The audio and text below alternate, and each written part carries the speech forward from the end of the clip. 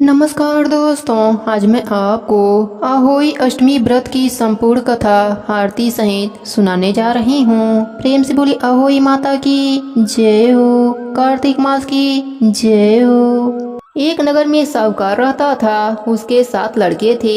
एक दिन उसकी स्त्री खदान में से मिट्टी खोदने के लिए गई। वहाँ ज्यों ही उसने जाकर कुदाल मारी त्यों ही स्याही के बच्चे कुदाल की चोट से सदा के लिए सो गए।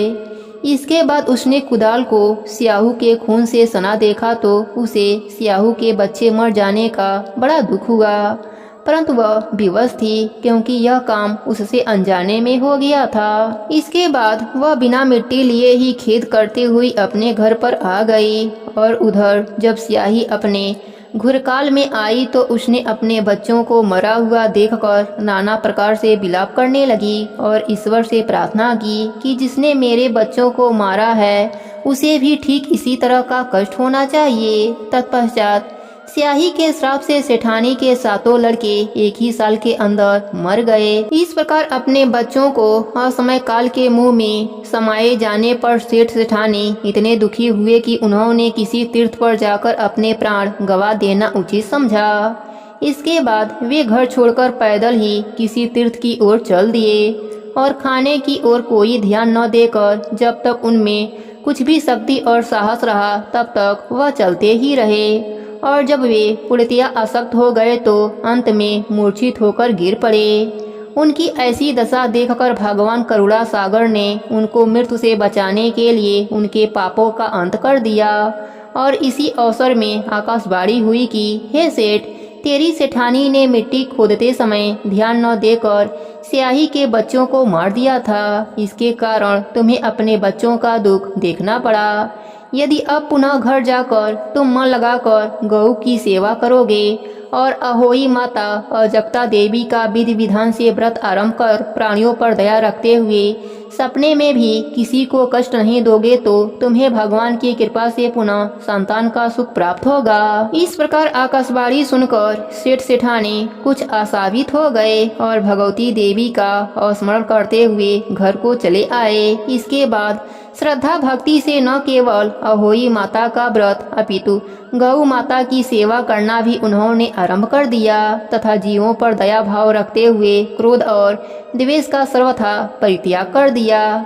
ऐसा करने के पश्चात भगवान की कृपा से वे सेठ सेठानी 7 पुत्रों को पाकर साथ ही पौत्रों सहित संसार में नाना प्रकार के सुखों को भोग कर अंत में स्वर्गलोक को चले गए। हे अहोई माता, जैसे आपने सेठ सेठानी पर अपनी कृपा करी वैसे ही अपने सभी भक्तों पर अपनी कृपा बनाए रखना। प्रेम से बोलिए अहोई माता की जय हो। दूसरी कथा के अनुसार एक साहूकार के 7 बेटे 7 बहुएं एवं एक कन्या थी। उसकी 7 बहुएं कार्तिक कृष्ण अष्टमी को अहोई माता के पूजन के लिए जंगल में अपनी ननद के साथ मिट्टी लेने के लिए गईं। मिट्टी निकालने के स्थान पर ही स्याहू की मात थी। मिट्टी खोदते समय ननद के हाथ से स्याहू का बच्चा चोट खाकर मर गया। स्याहू की माता बोली कि अब मैं तेरी कोख बांधूंगी, अर्थात अब तुझे मैं संतान विहीन कर दूंगी। उसकी बात सुनकर ननद ने अपने सभी भाभियों से अपने बदले में कोख बंधा लेने के लिए आग्रह किया, परंतु उसकी भाभियों ने उसके प्रस्ताव को अस्वीकार कर दिया। परंतु उसकी छोटी भाभी ने कुछ सोच समझकर अपनी कोख बंधवाने की स्वीकृति ननद को दे दी। तदंतर उस भाभी को जो भी संतान होती वह 7 दिन के बाद ही मर जाती थी। एक दिन पंडित को बुलाकर इसके कारण का पता लगाया गया। पंडित ने उत्तर दिया कि तुम काली गाय माता की पूजा करो। काली गाय स्याहू की रिश्ते में भाईली लगती है। यदि वह तेरी कोख छोड़ दे तो तेरे बच्चे जीवित रह सकते हैं। पंडित जी की बात सुनकर छोटी बहू ने दूसरे दिन से ही काली गाय माता की सेवा करना आरंभ कर दिया। वह प्रतिदिन बहुत सवेरे उठकर गाय का गोबर आदि साफ कर दिया करती थी। गाय ने अपने मन में सोचा कि यह कार्य कौन कर रहा है, आज इसका पता लगाऊंगी। दूसरे दिन गाय माता तगड़े उठकर क्या देखती है कि उस स्थान पर एक साहूकार की बहू झाड़ू बुहारी करके साफ सफाई कर रही है। गाय माता ने उस बहू से पूछा कि तू किस लिए मेरी इतना सेवा कर रही है और तू मुझसे क्या चाहती है। जो कुछ तेरी इच्छा हो वह मुझसे मांग ले। साहूकार की बहू ने कहा कि स्याहू माता ने मेरी कोख बांध दी है, जिससे मेरे बच्चे नहीं जीते हैं। यदि आप मेरी कोख खुलवा दें तो मैं आपका बहुत उपकार मानूंगी। गौ माता ने उसकी बात स्वीकार कर ली और उसे साथ लेकर 7 समुद्र पार स्याहू माता के पास ले चली। रास्ते में कड़ी धूप से व्याकुल होकर वह दोनों एक पेड़ की छाया में बैठ गई। जिस पेड़ के नीचे वह दोनों बैठी थीं, उसी पेड़ पर गरुड़ पक्षी का एक बच्चा रहता था। थोड़ी देर में ही एक सांप आकर उस बच्चे को मारने लगा। इस दृश्य को देखकर साहूकार की बहू ने सांप को मारकर ढाल के नीचे छिपा दिया और उस गरुड़ पक्षी के बच्चे को मरने से बचा लिया। इसके पश्चात उस पक्षी की माता वहां रक्त निकला देखकर उस साहूकार की बहू को अपनी चोंच से मारने लगी। तब उससे साहूकार की बहू ने कहा कि मैं तेरे बच्चे को नहीं मारा है, मेरे बच्चे को डसने के लिए एक नाग आया था और मैंने उस नाग को मारकर तेरे बच्चे की रक्षा की है। मरा हुआ नाग ढाल के नीचे दबा हुआ पड़ा है। बहू की बातों से वह प्रसन्न हो गई और बोली कि तू जो कुछ चाहती है मुझसे मांग ले। बहू ने उससे कहा कि 7 समुद्र पार स्याहू माता रहती हैं, तुम मुझे वहां तक पहुंचा दो। तब उस गरुड़ पंखनी ने उन दोनों को अपनी पीठ पर बैठाकर स्याहू माता के पास 7 समुद्र के उस पार पहुंचा दिया। स्याहू माता उसे देखकर बोले कि हाँ बहन, बहुत दिनों के बाद आई है। पुनः स्याहू माता ने कहा कि मेरे सिर में जुएं पड़ गई हैं, तो उन्हें निकाल दे। उस काली गाय माता के कहने पर साहूकार की बहू ने सिलाई के सहारे स्याहू माता के सिर की जुओं को निकाल दिया। इस पर स्याहू माता अत्यधिक प्रसन्न हो गईं। स्याहू माता ने उस साहूकार की बहू से कहा कि तेरे 7 बेटे और 7 बहुएं हों। सुनकर साहूकार की बहू ने स्याहू माता से कहा कि मुझे तो एक भी बेटा नहीं है, 7 कहाँ से होंगे। स्याहू माता ने पूछा कि इसका कारण क्या है। उसने उत्तर दिया कि यदि आप मुझे वचन दें तो इसका कारण बता सकती हूँ। स्याहू माता ने उसे वचन दे दिया। वचनबद्ध कर लेने के बाद साहूकार की बहू ने कहा कि मेरी कोख आपके पास बंद पड़ी है, उसे खोल दीजिए। स्याहू माता ने कहा कि मैं तेरी बातों में आकर धोखा खा गई, अब मुझे तेरी को खोलनी ही पड़ेगी। इतना कहने के बाद ही स्याहू माता ने कहा कि अब तुम घर जाओ, तेरे 7 बेटे और 7 बहुएं होंगी। घर जाने पर तू अहोई माता का उद्यापन करना, 7 अहोई बनाकर 7 कढ़ाई देना। उसने घर लौटकर देखा तो उसके 7 बेटे और 7 बहुएं बैठी हुई मिली। वह खुशी के मारे भाव विभोर हो गई। उसने 7 अहोई बनाकर 7 कढ़ाई देकर उद्यापन किया। इसके बाद ही दीपावली का पर्व आया। उसकी जेठानियां परस्पर कहने लगीं कि सब लोग पूजा का कार्य शीघ्र पूरा कर लो, कहीं ऐसा ना हो कि छोटी बहू अपने बच्चों का स्मरण कर रोना धोना शुरू कर दे, नहीं तो रंग में भंग हो जाएगा। जानकारी करने के लिए उन्होंने अपने छोटे बच्चे को बहू के घर भेजा, क्योंकि छोटी बहू रुदन नहीं कर रही थी। बच्चों ने घर जाकर बताया कि वहाँ पर आटा गूंथ रही है और उद्यापन का कार्यक्रम चल रहा है। इतना सुनते ही सभी जेठानियां आकर उससे पूछने लगी कि तूने अपनी कोख कैसे खुलवाई। उसने कहा कि स्याहू माता ने कृपा कर मेरी कोख खोल दी है। सब लोग अहोई माता की जय जयकारा लगाने लगे। जिस तरह अहोई माता ने उस साहूकार की बहू की कोख को खोल दिया, उसी प्रकार इस व्रत को करने वाली सभी नारियों की अभिलाषा पूरा होगा। प्रेम से बोली अहोई माता की जय हो। बहुत पुरानी बात है। एक नगर में एक राजा रहता था। उस राजा की 7 रानियां थीं। 7 की कोई भी संतान न हुई। इस बात को सोचकर 7 रानियां सहित राजा भी उदास रहता था। एक बार की बात है, राजा के महल में एक साधु बाबा आए।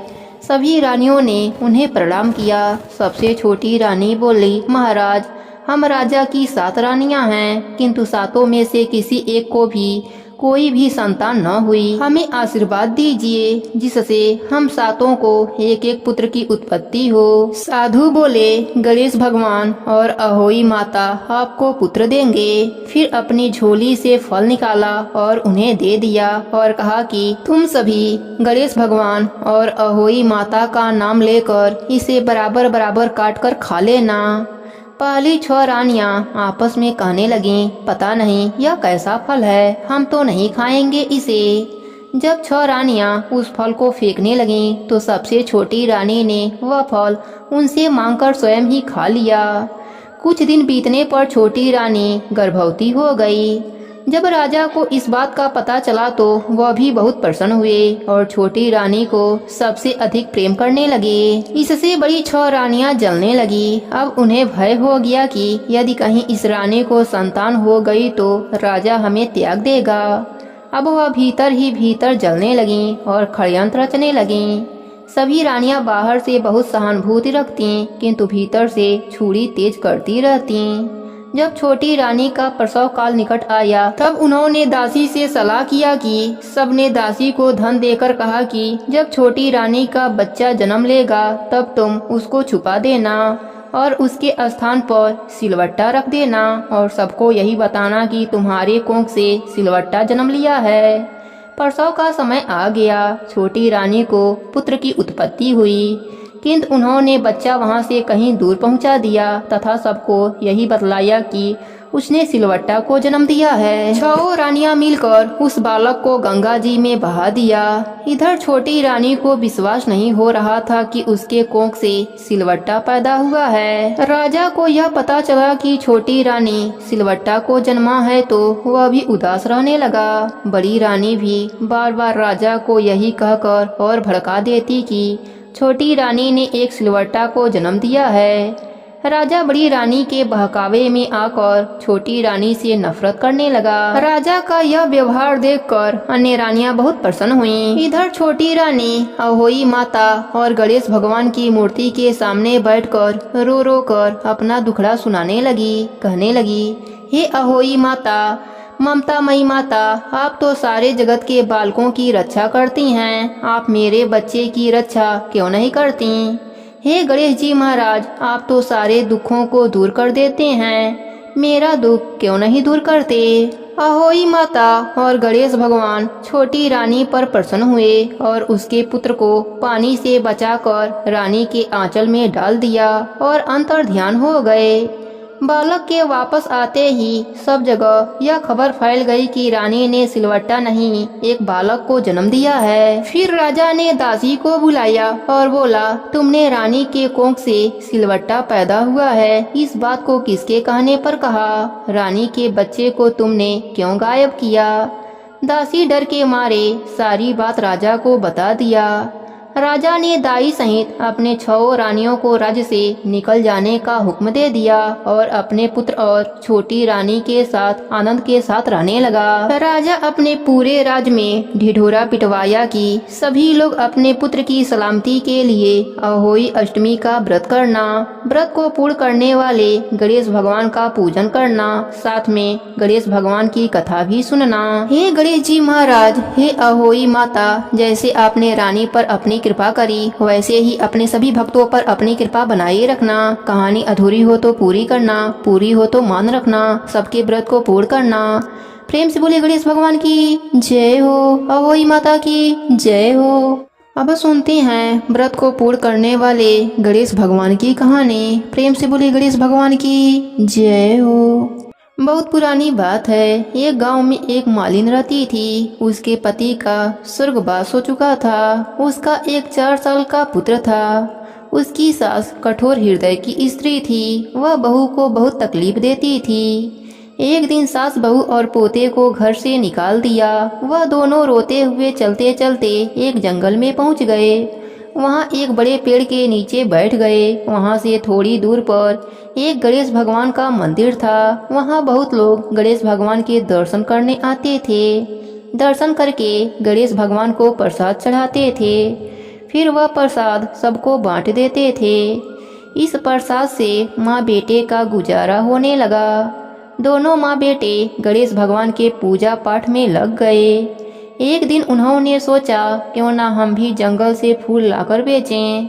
अब वह रोज जंगल से फूल लाकर उसकी माला बनाकर बेचने लगे। साथ में पूजा की सामग्री और प्रसाद भी बेचने लगे। इससे उनको आमदनी होने लगी। गणेश भगवान की कृपा से आमदनी बढ़ने लगी। जल्दी ही उन्होंने एक मकान और एक दुकान बना लिया। एक दिन उसी नगर के राजा की बेटी मंदिर में पूजा करने आई। मालिन के बेटे को देखकर राजकुमारी उस पर मोहित हो गई और उससे विवाह करने की सोचने लगी। उसने अपने भाभी से अपने मन की बात कही। भाभी अनुभवी थी। उसने कहा, यह तो मालिन का बेटा है और तुम एक राजा की बेटी हो। यदि तुमने उससे विवाह किया तो तुम्हारी बहुत बेइज्जती होगी। पर राजकुमारी अपने बात पर अड़ी रही। उसने कहा, मैं तो प्रतिज्ञा कर लिया है कि उसी से विवाह करूंगी। भाभी महल जाकर सारी बात राजा को बताया। राजा ने मना नहीं किया और विवाह के लिए तैयार हो गए। उन्होंने बड़े धूमधाम से बेटी का विवाह मालिन के बेटे के साथ करा दिया। मालिन ने सबसे पहले बेटे बहू को गणेश भगवान के मंदिर में ले जाकर पूजा पाठ करवाया और गणेश भगवान का आशीर्वाद दिलवाया। इसके बाद पूरे नगर में यह बात फैल गई कि गणेश भगवान की पूजा करने से सब दुख दूर हो जाता है। यह बात सुनते ही नगर के सभी लोग मंदिर में गणेश भगवान के दर्शन करने आने लगे। मालिन और उसके बेटे की बिक्री और बढ़ गई। उधर उसके सास के बुरे दिन आ गए। अन्नदाता उससे रूठ गए और वह भूखी मरने लगी। एक दिन वह रोती हुई उसी गणेश जी के मंदिर में आ पहुंची। वहाँ वह मालिन के बेटे से बोली, मैं भूखी हूँ, मुझे रोटी कपड़ा दे देना। इसके बदले मैं तुम्हारा सारा काम कर दूंगी। लड़के को दया आ गई और वह उसे काम पर रख लिया। उसने अपने दादी को नहीं पहचाना। जब मालिन घर आई तो उसने अपने सास को पहचान लिया। मालिन अपने सास से बोली, सासू जी आप यहाँ कैसे? सास ने पोते के तरफ इशारा करके बोली, मेरा इस सेठ के वहाँ नौकरी लग गई है। बहू बोली, यह आपका पोता है और यह घर भी आपका ही है, यह दुकान भी आपका ही है। आपने हमें घर से निकाला तब गणेश भगवान ने हमारी रक्षा करी। बहू की बात सुनकर सास बोली, मेरी करनी मैंने भोग लिया। बहू बोली, सासू जी अब आप हमारे यहाँ रहो और पोते का सुख देखो। सास गणेश भगवान की महिमा देखकर गणेश भगवान का जयकारा लगाने लगी। साथ ही बहू पोते के साथ मिलकर गणेश भगवान का नित्य नियम भी निभाने लगी।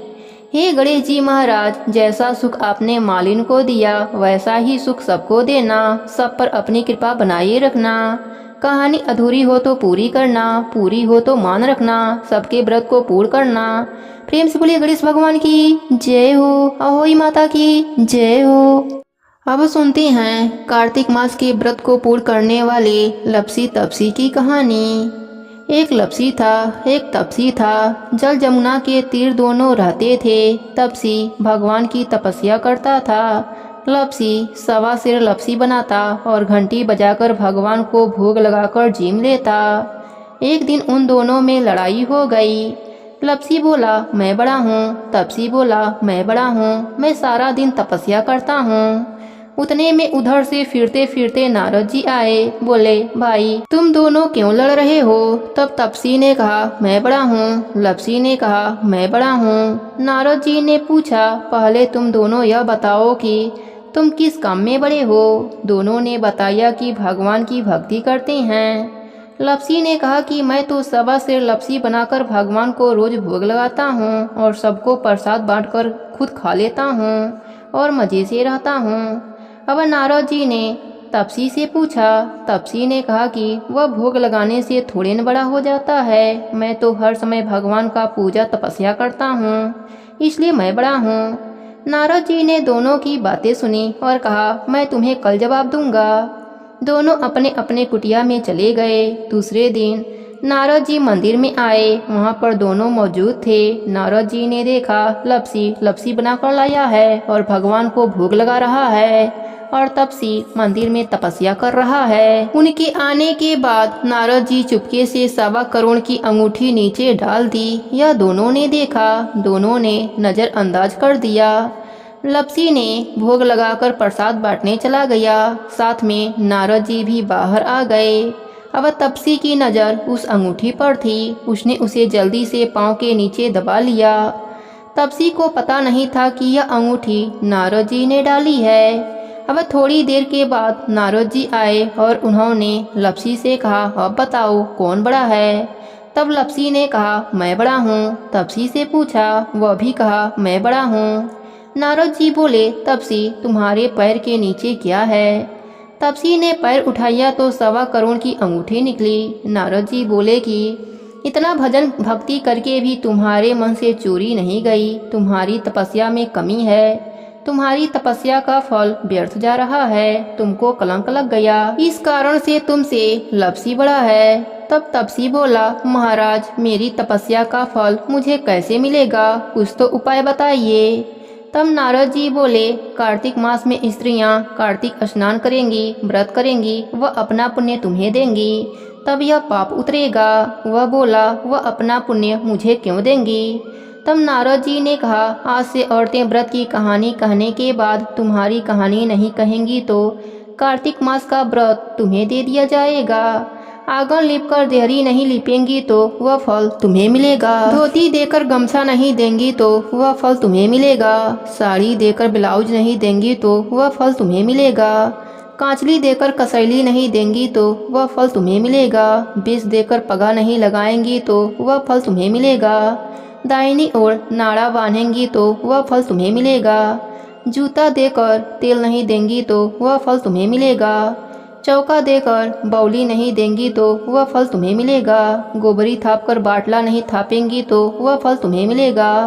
पग पर पग रखकर धोएंगी तो वह फल तुम्हें मिलेगा। रोटी थाप कर गाय व कुत्ते को रोटी नहीं देंगी तो वह फल तुम्हें मिलेगा।